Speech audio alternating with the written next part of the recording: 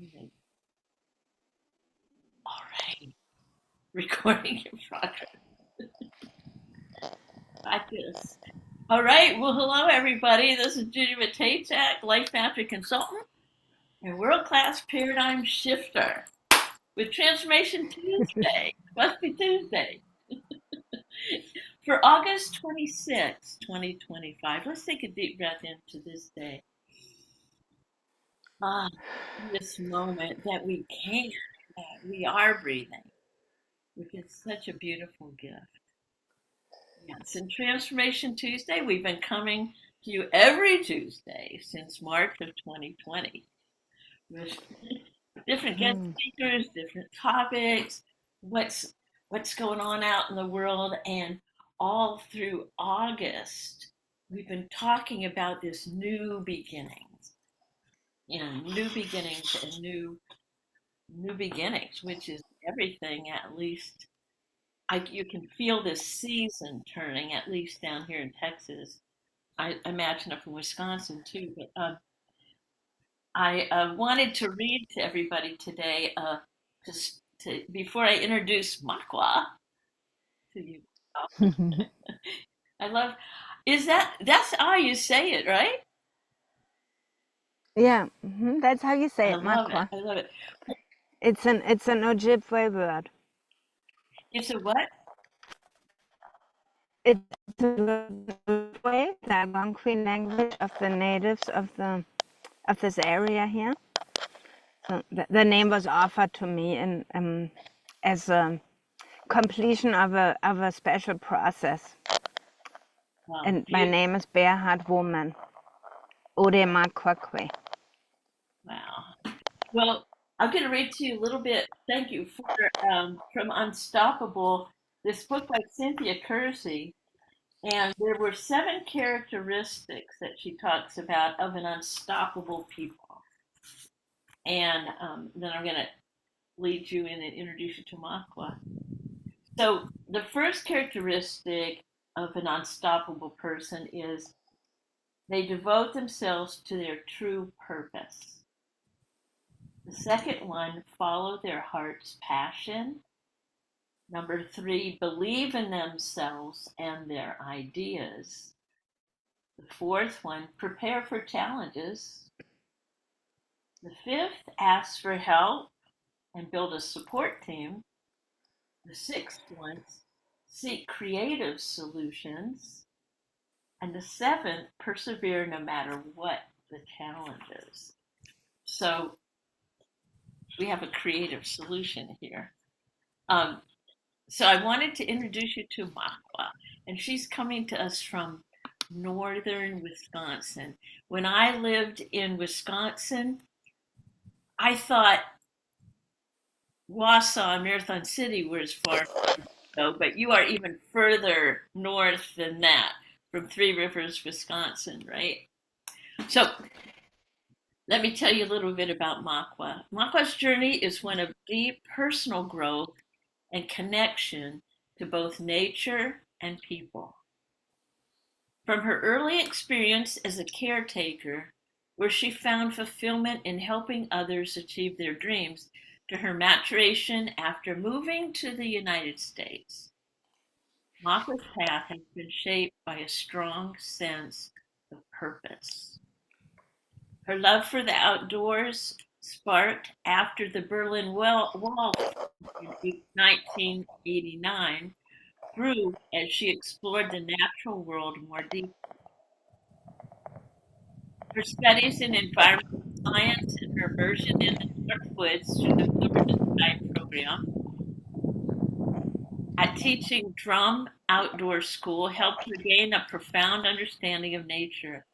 This knowledge, combined with her passion for healing, has allowed her to guide others on transformative journeys, enabling them to reconnect with their true selves through nature. Since 2012, Makwa has been dedicated to supporting others in their quest for self discovery, and since 2019, she has done so as an associate healing nature. I can hear the leaves blowing up there. So you're, let me go here, and I want to turn it over to you, Makwa, and tell us where you are. You are in the middle of your labyrinth, right? Yes, so I'm here up in northern Wisconsin. I'm at the Healing Nature Center. This is where I live, and am situated here currently in our native wildflower labyrinth, which was established as a as serving to heal nature, as in providing habitat for native insects, bees and butterflies who are all in need of support in the world.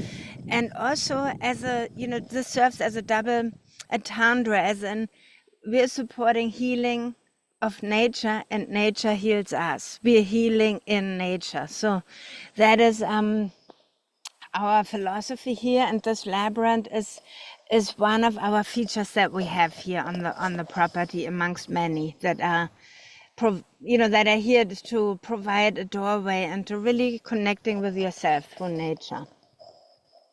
Wow, it's so beautiful. And and so what I would like to have you do is tell us a little bit about your journey. I know in a labyrinth, there's one way in, you can't get lost until you get to the center. And then we come out and we've got a brand new beginning. So tell us a little bit about your story and maybe where you've had new beginnings or even your new beginning right now. Yeah, that is really wonderful. Yeah, new beginnings is a wonderful topic, I think, as an, it happens every day. We get to cherish the new day as a new beginning, of a new beginning in who we are on that day and how we show up in the world, and how do we want to support others and making change in this world. And new beginnings to me, well, there were many.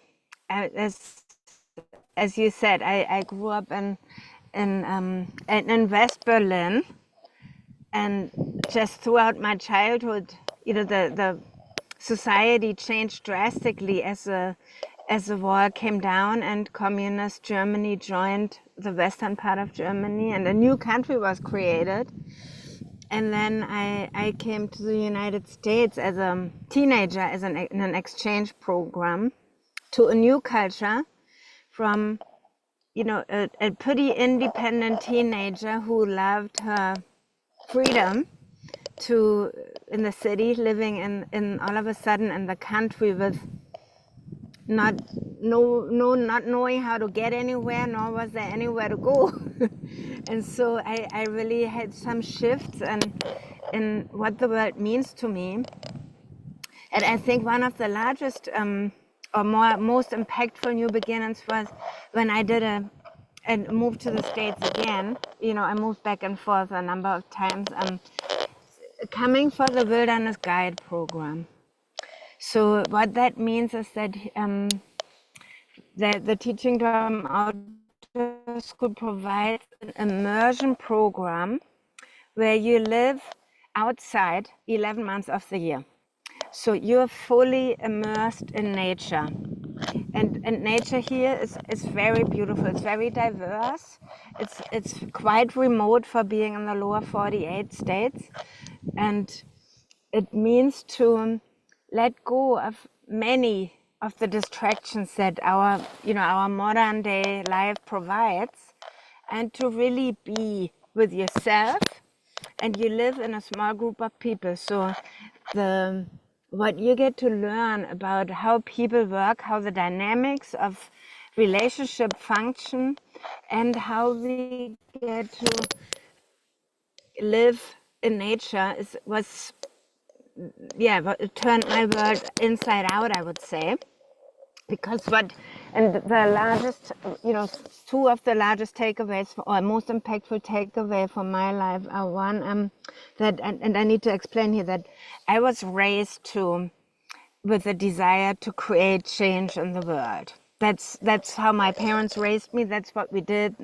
We were very engaged politically, and however, what I learned was that I need to fight for it. I need to fight for change, to bring change to the world. And so that let me come from a lot of push energy. And over the decades, and I mean, a lot of things happened, quite fascinating times there.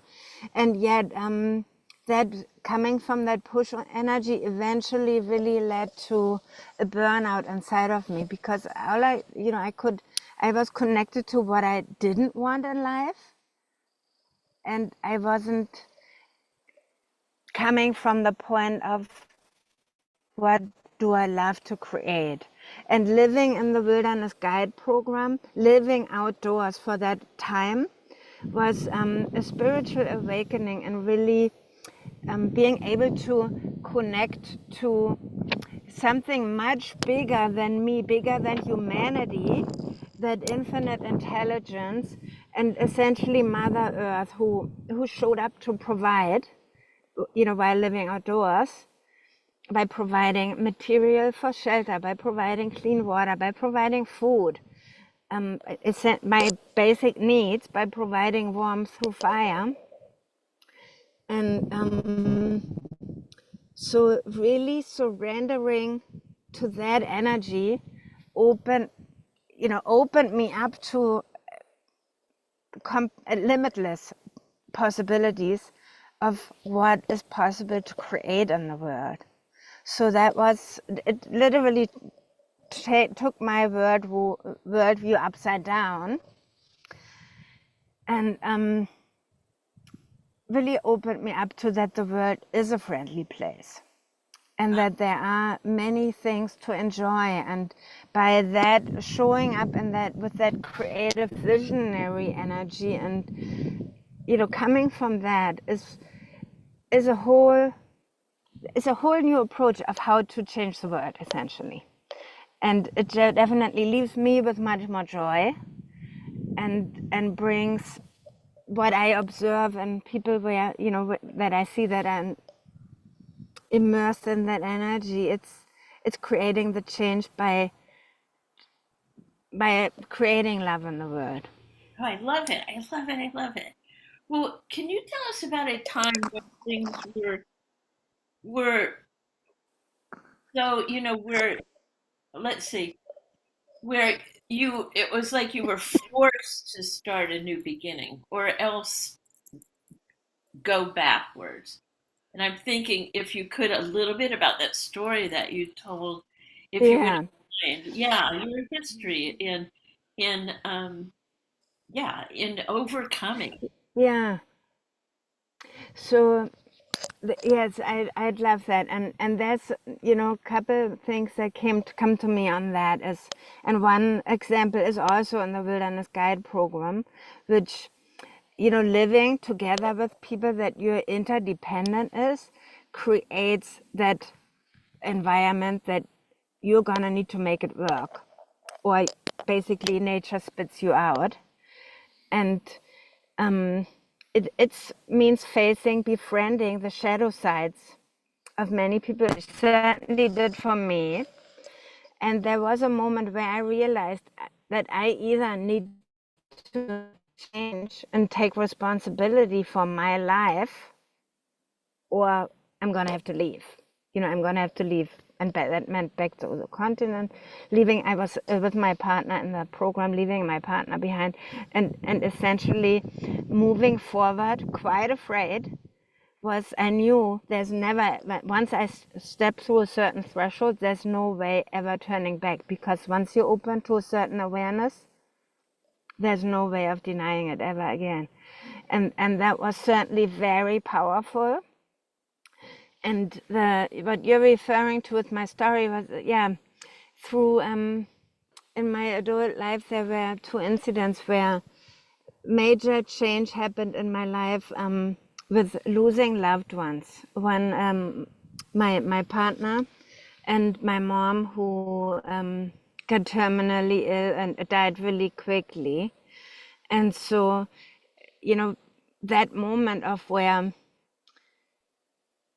life presents something that we don't quite prefer, provides the opportunity that we have to either, yeah, let that pain and that sorrow and grief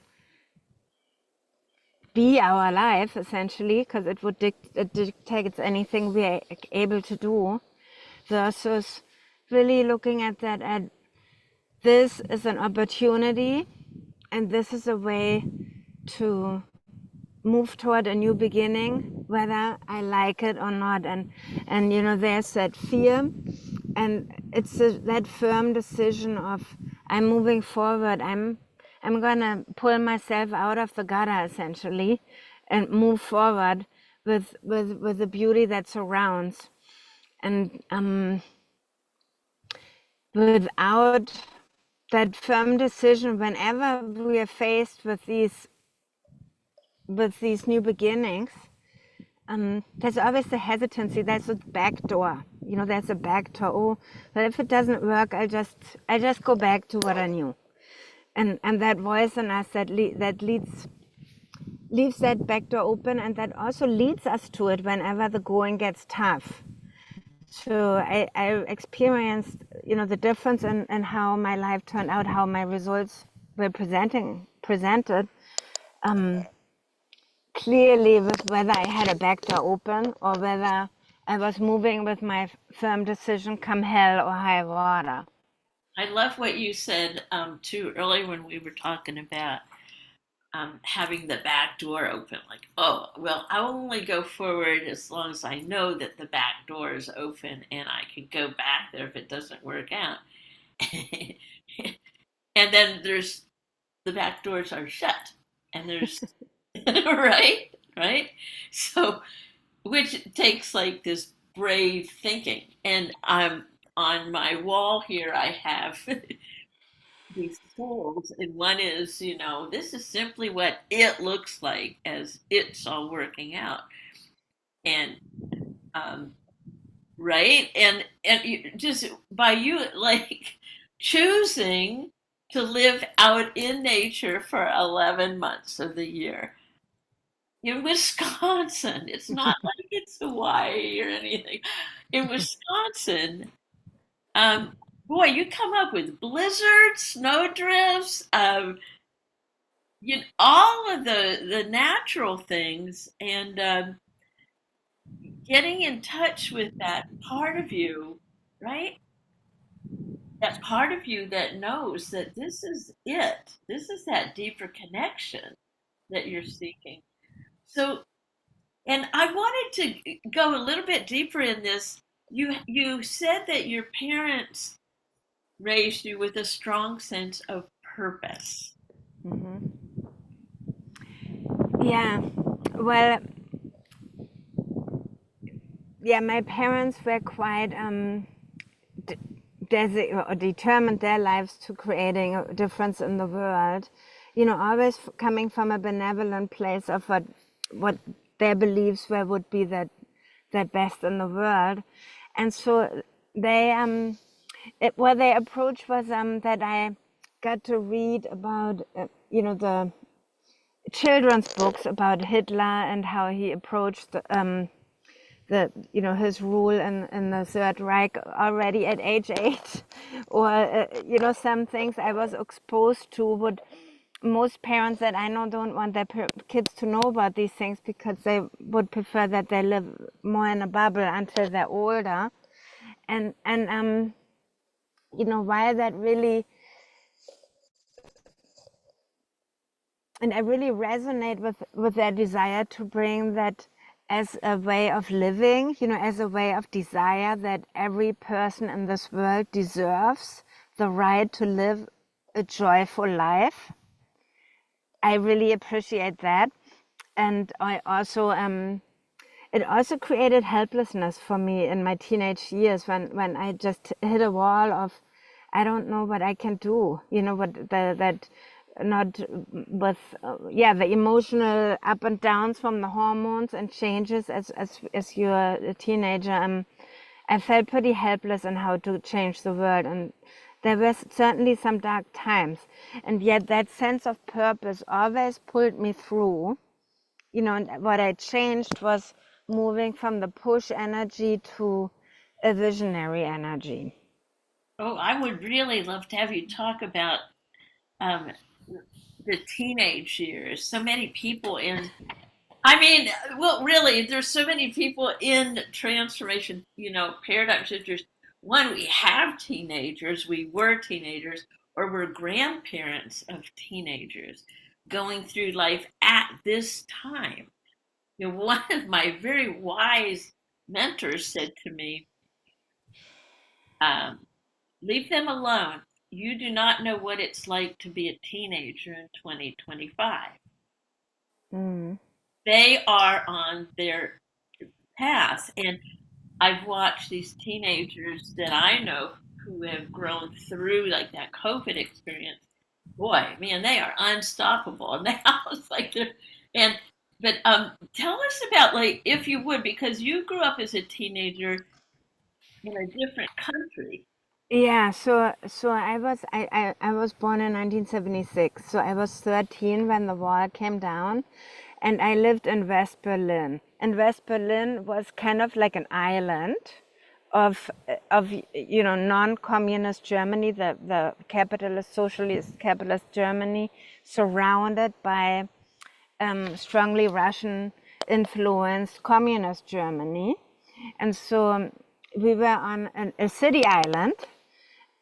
So any time that we wanted to go out beyond just the city forest, we had to apply for a visa, or we got to apply for a visa and wait whether we would be granted the visa, which may or may not happen. It was varying.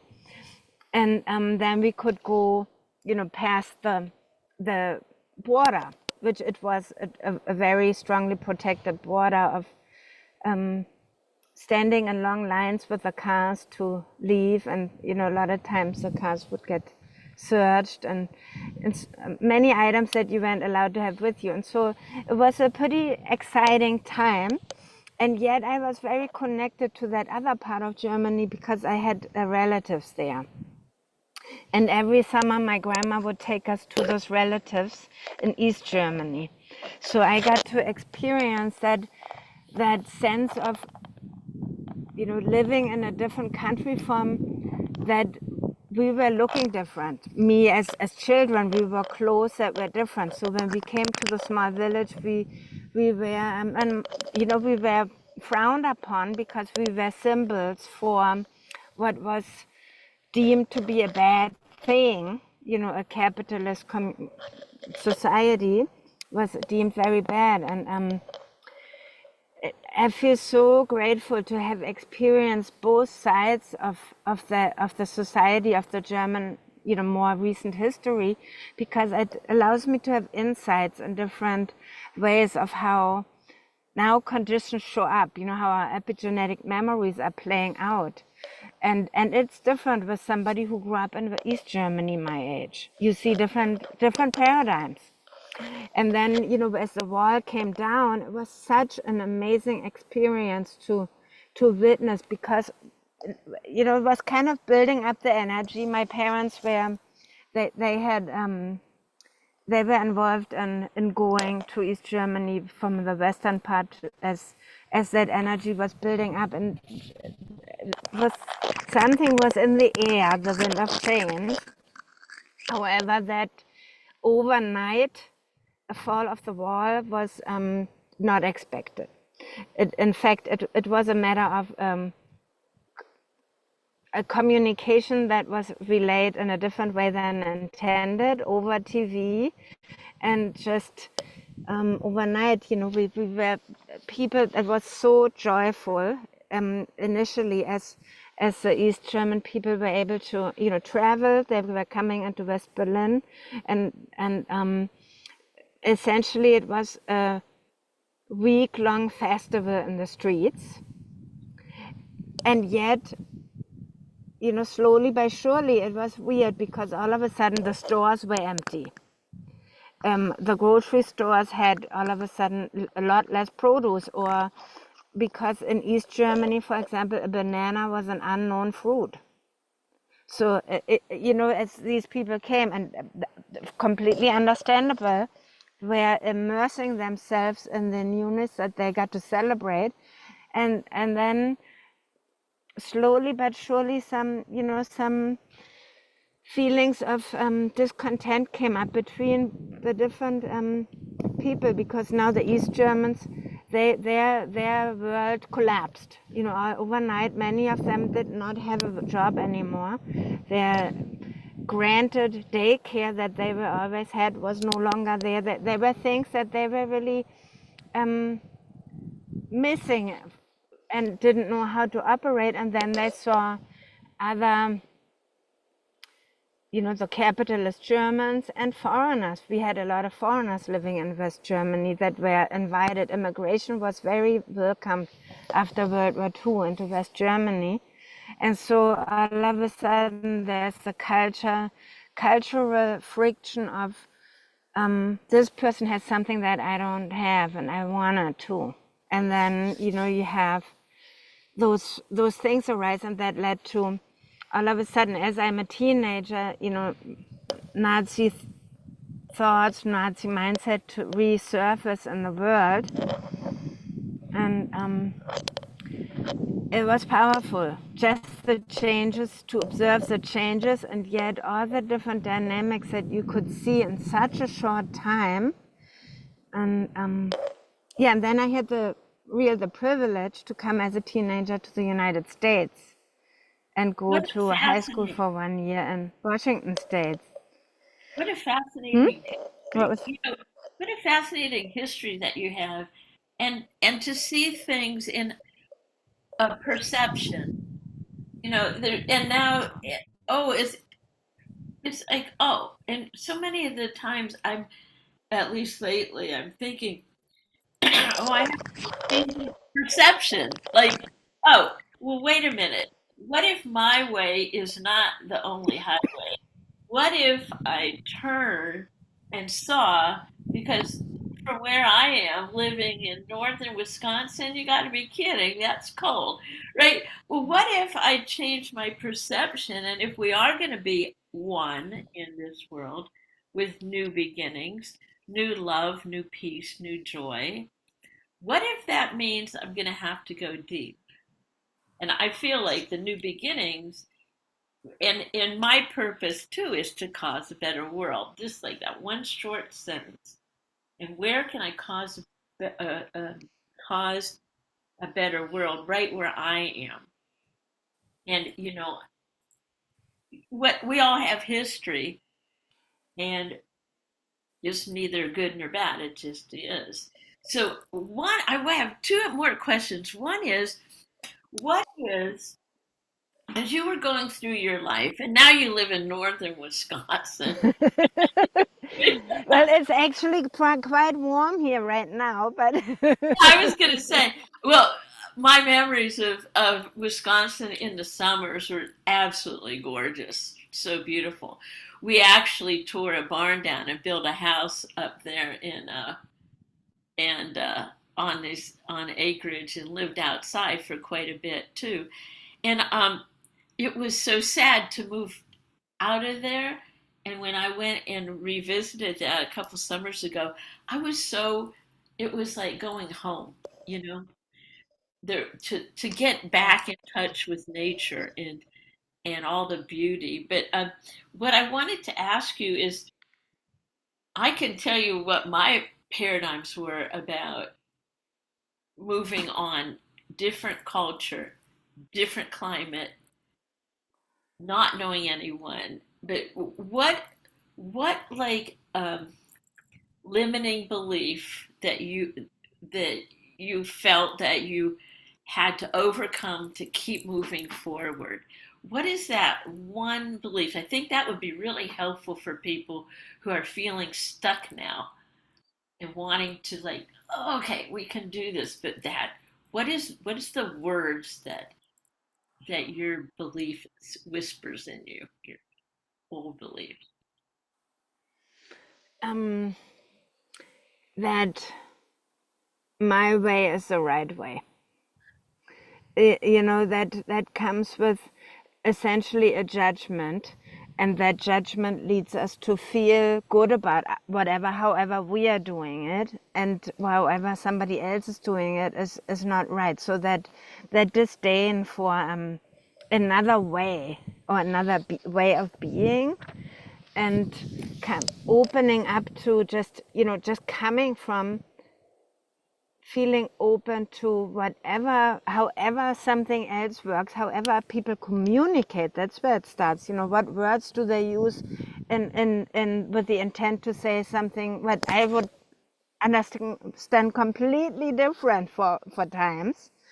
So just the different ways of expressions or manners, how you behave, how you eat, whether you use silverware or not. Those are all things that are very different in different parts in the world. And with and I'm in progress with clear process with letting go of judgments. It's been an ongoing journey for probably 30 years now. That is really what keeps us from keeping us from where we are, and we can't move forward if we're not open to another way. If we just stay with whatever I'm doing is it's the only right way, we can't expand. Oh, it's beautiful. And keeping small without spreading your light. Yeah, And I think we talked about that too, that, like, oh, people are going to see me, or like, oh, people are going to see me, like, are they going to like me or not? And they're shrinking down. yeah.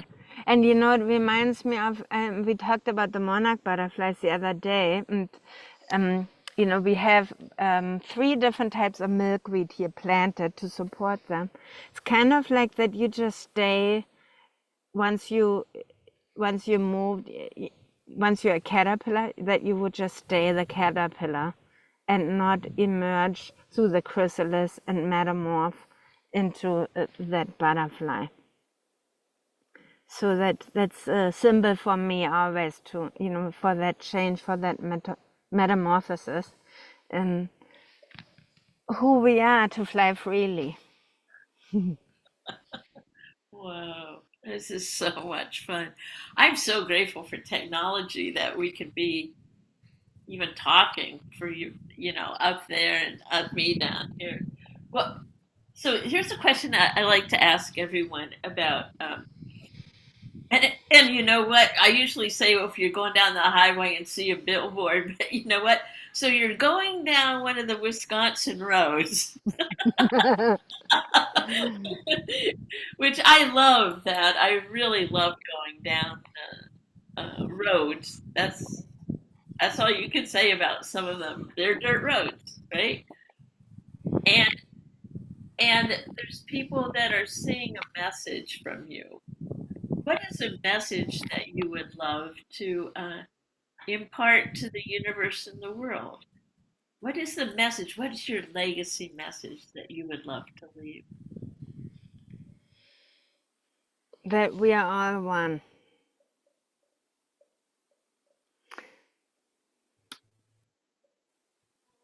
Yeah, here on the roads, what you would consider the billboards that show up here and there are the deer. All of a sudden, you see the deer on the side of the road, coming, just either standing there, and you need to be watchful whether they're going to jump out. And they're the constant reminder of that there's many other beings here in this forest, and they live in whatever balance they have established, and we humans are one of those. Wow, perfect. Perfect for today. Thank you so much for your energy, for your love, for all the work that you're doing and will continue to do for the generations to come, for the entire world. Thank you so much for Thank you, Judy. Really, thank you for the opportunity. Amen. I love you. Sending warm thoughts. Yeah. Mhm. Aw.